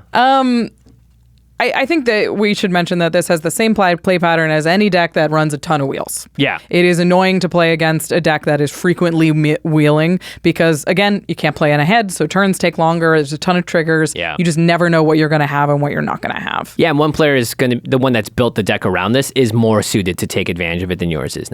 So. Yeah. All right. Up next. This one is actually one of the most annoying cards to play against. It's Telepathy, or any effect like this, which is just a blue for an enchantment that says your opponents play with their hands revealed. It's like, oh, cool. Everyone has to play heads-up magic except for me. Now I can know what's going on. I'll hold my counterspells up for the right things. This is actually one of the most nightmarish cards in the world. I agree. Telepathy is the fastest turnaround, I think, from like new players finding it, thinking it's funny, putting it in their deck, playing it once, and immediately taking it out. Yeah, because you have so much information. Everyone is put into their own stasis of going like, well, I'm not going to play that. You have an assassin's trophy. You're just going to kill it, so I'm not going to do anything. Yeah. I'm just going to wait. Having perfect information in a 4-player game does not make you play perfectly. No. It makes you play cautiously. Yeah, if you see a board wipe in someone's hand, you're not going to play things in a certain way. Yeah. The game's going to slow down. And every time they draw a new card, there's more information. Now you can be like, no, don't do that because so-and-so has this. It twists itself up real nasty. Every single time your opponent draws a card, you have to be like, what did you draw? What did you draw? What does that do? What does it do? Yeah. I think Telepathy's S tier. Yeah, I think so too. It's a card that makes you want to turn your brain off. Yeah, it doesn't give you more information; it gives you less. Like you're already trying to deal with the like mental static of the board. Where we've talked about so many common triggers today. Yeah. If when you add people's hands, it just doesn't become helpful. It becomes loud, and it's hard to focus on anything in particular. Yeah, not great. All right. Up Easy next, S. Easy S. Don't put Telepathy in your deck. It's Don't do not it. funnier than it is a nightmare. No. Yeah. This next one is also probably pretty high up there. It's a 7-mana commander. It's Toxrill the Corrosive. Yeah. At the beginning of each end step, put a slime counter on each creature you don't control. Creatures you don't control get -1/-1 for each slime counter on them. And whenever a creature you don't control with a slime counter on it dies, you make a slug. And then you can pay some mana, blue and black, to sack a slug, draw a card. This is a single, does it all in a single card type card. And that's one of the reasons why I hate it. And I never want to play against it. Toxrill's definitely hated for like a variety of reasons. It has the Grave Pact situation where you're like, Yeah. oh, I can't play a lot of cards in my hand because it immediately Just dies die. to Because Toxrill. each end, they're all going to get -4/-4 per turn rotation. Not much survives that. And it's also so obnoxious because it's on every end step. Yeah. You're like, okay, everybody puts their slime counters on. What dies? I make 2 slugs. I get dies triggers. Yeah. All right, next turn, it happens again. Next turn, it happens again. Your board, what's died? What do I get? But then when Toxrill dies, your creatures have slime counters on them, which is separate from -1/-1 counters. Yeah, so they're back to their normal power toughness. But it's also separate from +1/+1 counters, and you do have to keep them on there because what if Toxrill comes back? Because they're relevant again. Yeah, so you can't. Yeah, if you mark it with just like a numbered dice, sometimes they just be very inaccurate when Toxrill is balanced or dies. Yeah. So you need like a -1 counter dice, you need a slime counter dice, you need a +1/+1 counter dice, totally God. different colors, and Slime. On top of it, it's just stuff's dying all the time, which means stuff is triggering all the time. Yeah. You're sacking slugs to draw cards to trigger more dice. And you can play Toxrill past the turn, instantly have it happen too. Yeah. That's an annoying part as well. It's not like on your beginning of your next upkeep. It's like, no, by the time it gets back to you, there's going to be 3 or 4 -1/-1 counters and everything. Yeah, Slime counters. You just can't play like a 4/4 can't attack. Yeah. Because you play it and it's -1 immediately, -1, -1, -1, it's gone. Dead. Yeah, Toxrill is toxic. I don't know why they made this card. I'm glad I haven't seen it played very often against me. When it is, I almost want to quit. Yeah, it's brutal. Toxrill, annoying wise. So he's a brutal card for sure. He has some of the similar annoyances as Dies to Dauthi's. removal? I don't know. This is like an A almost into an S for me. Yeah, let's call him an A. Well, the thing is, you could just kill it, right? But if could it's a just kill it. commander, then it's really annoying. It is 7 mana, however, so it's way different than a Mystic Remora or a Smothering Tithe, which comes out way earlier and does a lot more work. I think it's more brutal than it is annoying. It's definitely annoying. Yeah, But- brutal is probably a better word. If Yeah. you had to make a word map for it, brutal is bigger than annoying. Annoying. Yeah. So let's call it an A on the annoying scale, but that slug is so annoying. Yeah, it could be like a B to an A somewhere in there. Yeah. All right. One final group of cards. This is obviously the most annoying cards in Magic, which is why they are straight up not played.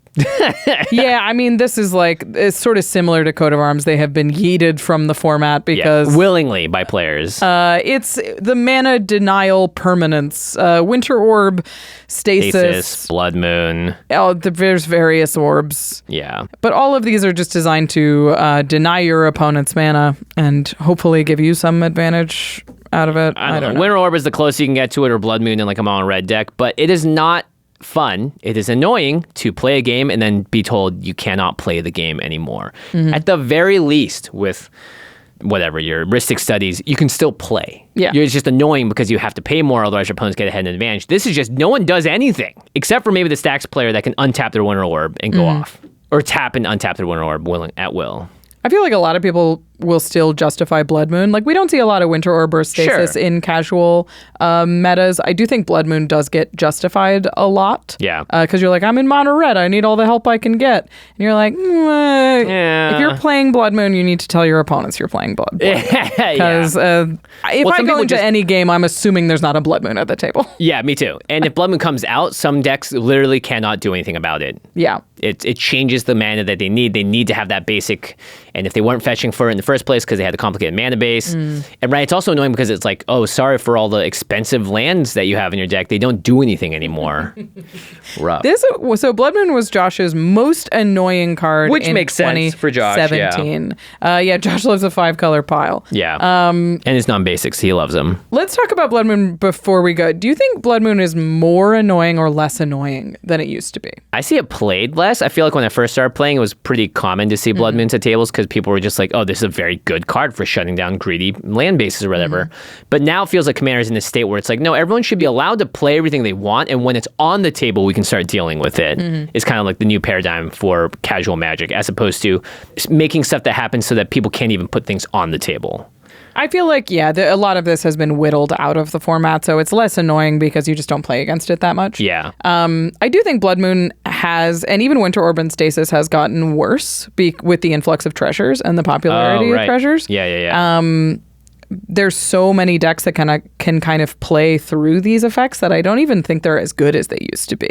Yeah. Obviously, they're very powerful and they can shut down a game, but I think decks can battle through these a lot better than they used to be able to. Yeah, Blood Moon still is up there though as like, oof, you're done for in certain decks if you don't have the treasure makers or whatever. I'm glad that we in general have said a collective no to Stasis and Winter Orb and don't need to just ban them. Yeah. They're just not there, right? Yeah. Yeah. As a result, I feel like these are less annoying because they're just not around as much. Yeah. It's sort of like it's terrible to see you type of card. Yeah, why are you here? I haven't seen you in ages. We're in for this kind of thing, Why I guess. is this happening? Yeah. If they were popular, like Rhystic Study, these would be S+. S tier for sure. Yeah, but they're not that popular. I haven't seen any of these cards in the past, like 5 years of playing Magic. It's been ages. I mean, I've seen Winter Orb, but that was a surpriser as a deck. Yeah. Urza? Yeah, great card as a deck. So in terms of annoying, I feel like they don't really make for repetitive play because they just stop play. Yeah. So I guess these are like, if they're out, to me, it's still an S. Yeah. But they're never out, so I don't really think they deserve the S. Yeah. I don't know. Kind of where it's at. So I guess they're just an S. If you play them, we're annoyed. We're annoyed. If you don't play them, great. But we're still annoyed. Yeah. So I think that I want to take a moment before we end the episode here to talk about how annoying is different from powerful in Commander. Yes, absolutely. Because I do think that if a card is annoying, it will be flagged as a higher threat than perhaps it is, or than just more than a more quiet permanent. Especially if the card really indirectly affects one person more than the other, then that player will spend everything they can to get rid of it. Because it's annoying. Yeah. It shuts them down specifically. I feel like these are the kind of permanents that you just need to be aware of when you're putting on the battlefield. Yeah. Like, can I afford to be annoying right now? Can I afford to be like, everybody loses one and I gain one, I lose one and I gain one? Like, do you have... What level of annoying are you trying to be? Yeah. Will that sustain? Will you be able to survive through the backlash from it? Will there be backlash if everyone's at a high life total and Aristocrats is actually speeding up the game? People like that, right? Yeah. Yeah, that's a good point. So just be aware of the kind of emotional impacts that the cards you're playing have on the game. Even if it's not one that you feels mean or even all that powerful, if it's something that is grinding people's gears like a telepathy, they're going to remove it. It doesn't matter if that's the most powerful permanent on the board. Yeah. They're going to try and get it off the battlefield. Or they'll remove you. They will. Yeah. I find that that's most common. If you're playing a card like telepathy that is not worth spending a card on, they'll just kill you. They'll just take you out. And it'll be an agreed thing. All right, let's all take one turn off and kill this player. So you don't have to deal with telepathy. Yeah. And if the player's like, just remove the telepathy off my own card, I'd be like, fine, I agree. Right. Everyone, can we just agree it just dies to something? Great. Yeah. Goodbye. It just falls off. Yeah. Who knows what happens? Oh no, my dog ate it. Sorry. Yeah, I just have an idea of what kind of impact you're having on the game because it does affect how you're flagged as a threat, whether you're the threat or not. Totally. Yeah, you are a loud presence at the table. Yeah, Commander still is a social game at the end of it. If it's 1v1, all bets are off. Play all the annoying cards you want. But in a multiplayer format, the annoyingness annoyingness factor will factor into whether or not people are, seeing you as a threat, will be attacking you or whatever it is. Or just want your deck out of this game. Yeah, exactly. Don't build annoying decks. That is, I'd say, the easiest deck building advice I can give to anyone in Commander. Build a deck that is fun to play and not a deck that is not fun to play against, if that makes sense. Yeah. I mean, I have a Dragon's Approach deck, which I would describe as very annoying. Very annoying for sure. It doesn't win the game most of the time because it pokes everybody in the eyes and then it dies. Yeah. But at the very least, I know, like, great, I'm sitting down for a game that's going to end quickly. And that's, at least I know that. Yeah, and it's so, but like my deck understands that that's the kind of deck it is. It's like I'm going to be the most annoying presence at the table, so I either need to outrace that or I need to be comfortable just dying. Yeah, exactly. And you do die quite often with most that of deck. the time. Yeah, everyone kills you. And they're like, wait a minute, I've just lost 16 life. Yeah. We have to kill Rachel. I did it. Yeah. What cards, to the listeners, what cards annoy you most at the Commander table? What's the one that comes down that you're just like, oh my God, we have to deal with this? Oh, yeah, causes the groans to happen. And it doesn't necessarily have to be powerful. I think finding the card that's the most annoying but not necessarily powerful is where you really come up with some fun answers. Yeah, if you agree with agree or disagree with any of the things that we ranked today, let us know. We'll put the ranking on the screen so you guys can see all of where them they're at in one place. If you listen to this as a podcast, hopefully you got all the rankings you wanted. Yeah, you don't have telepathy when you're listening to the podcast, but we'll just imagine you know the rankings by heart. Yeah. If you want to pick up any of these wildly irritating cards, go over to cardkingdom.com/command, and you can do so while supporting the show. Ugh, what have we done? Card Kingdom has a huge, maybe replacing some of these annoying cards. Now Maybe buy them. I don't care. Do whatever you want. Go nuts. Let your play group teach you whether or not you should be doing what you want. The thing is, like, you're going to learn this lesson whether we tell you it or not. Yeah. And some play groups may be super down to play annoying stuff all the time, right? It's different. Your mileage may vary. But if you want to pick these up, you're like, oh, telepathy is actually great in my deck. My you're Send right. Triplets deck, the least annoying deck on the planet. Oh, God. Send Triplets actually did get submitted by a patron. That's an S. You just don't see it anymore. That's That's the worst. If you want to pick up a Send Triplets, all of these are on the screen right now to share with the people. Go to Card Kingdom. They have a huge selection of Magic cards in all the versions, all the conditions that you want. They're going to ship them to you in one safe package. I love shopping at Card Kingdom because when a set comes out, there's a ton of cards I need to get all at one time, and I don't want to spend weeks picking out like little things. I just want to put a list together and have it show up on my doorstep, and I can always trust Card Kingdom to do so. So again, pick up some sweet cards and support the show by going to cardkingdom.com/command. And sleeve up your non-annoying cards and leave the annoying cards out in the rain by going to ultrapro.com/command. That's right, Ultra Pro sleeves and their top loaders and all the amazing things are binders. That's how you keep your cards protected in case your enemies all want to delete them off your board in other ways, but you'll keep them at least safe and in pristine condition. ultrapro.com/command for all your card accessory needs. I get all my binders from them. I love their binders. I get the 4x4s. You can't really find those in other places, so I love, or 4x3, so you can do your play binder sets. collection is beautiful. Yeah, it's all the colors. Yeah, it's a bunch of fun. So if you want, it's cool. I think we may even have footage from the how to organize your collection from back in the day. So nice. ultrapro.com/command. It's the place to go for all of your card collecting needs to protect and collect and do all that fun stuff. Get all the Magic art as well. And they had like a 50% off buy one get one free sale on playmats recently. They have incredible sales all the time. So if you're looking to pick up stuff at a discount, Ultra Pro is also a great way to do it at ultrapro.com/command. We don't have time for an end step today, so we're going to skip right to the cleanup step.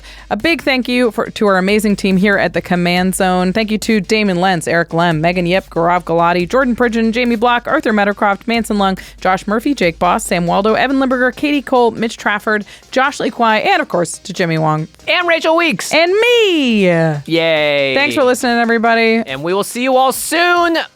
Bye-bye. Bye-bye. Bye-bye.